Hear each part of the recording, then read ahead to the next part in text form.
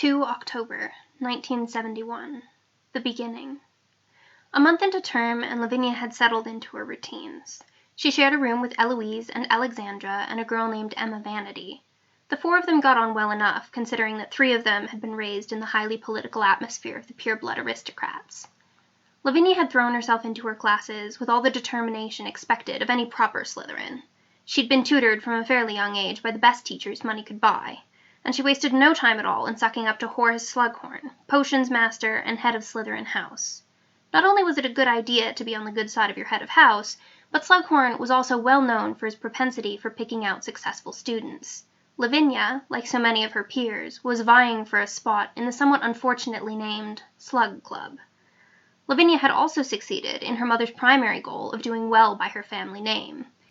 In the absence of a Malfoy or Black, who would no doubt have been the target of the attention of every pureblood child whose parents hoped to gain favor and standing, Lavinia had become the default leader of a small group of ambitious students who, like she, had been instructed by their parents to make useful friends.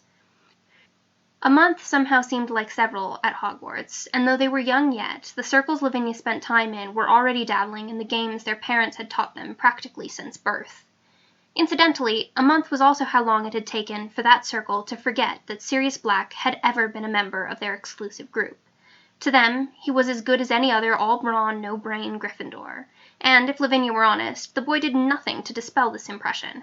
Rather, he seemed to embrace it. Lavinia didn't see him often. The Slytherin first years had potions, history of magic, and transfiguration with the Gryffindors, and in their first several lessons the fumes and smells and large classroom size of potions had prevented much interaction. Sirius and the Potter kid had both fallen asleep within 10 minutes of the beginning of history magic every single class they'd had, and transfiguration was a class interesting enough, and McGonagall was strict enough that no one talked much, if at all, during class. As they hadn't begun any real spells yet, there hadn't been any time spent talking in groups. It was, therefore, a little over a month before Lavinia encountered the group of students who would eventually become known as the Marauders. It was just before a potions class, and Lavinia was walking from the Slytherin common room to the classroom. It was a short walk, which Lavinia always misjudged, leaving her far too much time waiting at the door, as Slughorn normally showed up exactly on time, and occasionally late. Lavinia usually spent the time talking with Eloise and Alexandra, who walked with her, either gossiping or comparing notes on their most recent classes. Today, they were doing the latter, complaining about a particularly long essay set to them by Professor Sprout for herbology. "I mean, honestly," Eloise was saying, "as if I have time for that much writing about bloody plants, of all things." Alexandra gave a light laugh. "We all know you hate dirt, Elle. You don't have to keep bringing it up." Eloise gave Alexandra a calculating look. "This has nothing to do with dirt, Folly. I don't like essays, and neither do you." Alexandra shrugged, conceding the point, and both girls glanced sidelong at Lavinia, waiting for her to pitch in. Lavinia internally rolled her eyes as she watched her two roommates. This had become their custom, this bickering, though it lacked any real venom, and neither seemed to harbor a grudge against the other. They certainly had no reason to, given how petty their disputes always were. "Let's just all agree that essays suck and we don't do dirt," suggested Lavinia, a half-smile on her face. Both other girls were in the process of agreeing when someone else, who they hadn't noticed approaching, butted in. "But of course," said the voice, and Lavinia, who had her back to the hall, spun around to face it. "We couldn't have your precious hands getting dirty, now could we?"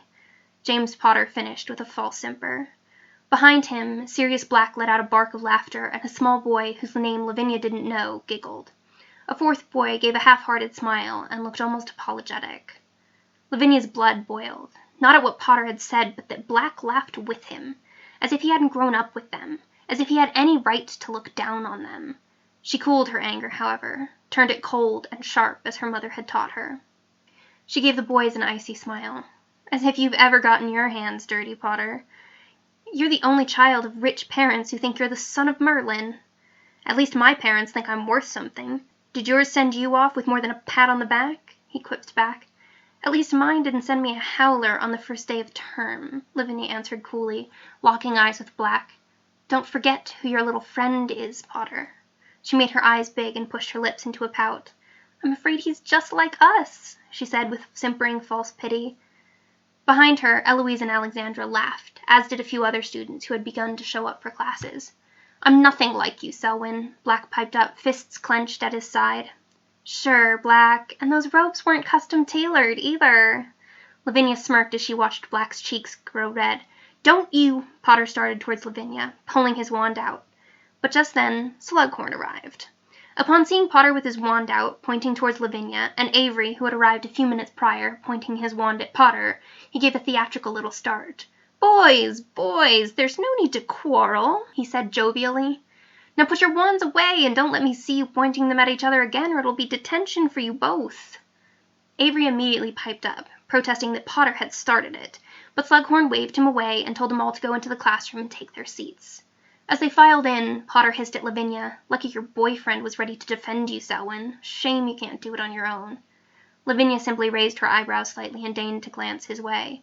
"Lucky you were there to defend yours, Potter. We wouldn't want Black getting left alone. Poor baby wouldn't last a minute." She batted her eyelashes at Potter and marched off to her seat, leaving the Gryffindor seething.